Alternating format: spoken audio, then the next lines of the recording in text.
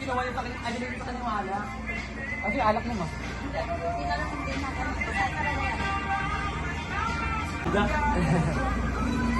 Dito akong tawa ako sa lalaki na tigang yun, yung Toki, tumawag yun. Concert ang details. Youth favorite yung sa Ricardo yun, no? Ricardo. Lagi ko ba sa kanya? Kasi ko makuha yung kasi gusto ko na traffic kasi. Gusto ko naman talaga dapat sa kanya magpa-pabukin. Kaso wala siyang face. Sino? May carpet. Wala, kamay yung katawan niya din, wala din. Wala siyang Kanina? bakit ka posporo? Gano'n lang.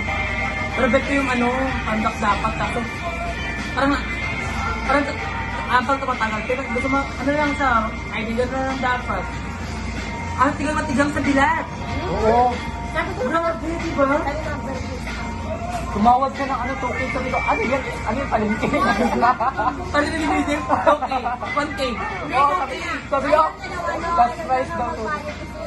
Free lang daw. Tapos ito pag sumahin mo. Hindi, pinagmamalaki niya. Oo, yan daw siya. Punta ka dun sa Borneo. Pagkapunta dun, yun lang pala.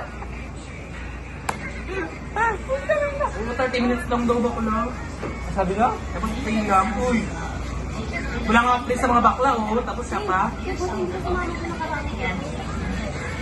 Kaya, muntik na. Kasama mo. Kasi baka i-force ka, di ba? Baka i-force ka, tapos gano'n naman pag magawa. Kasama mo doon tayo, no?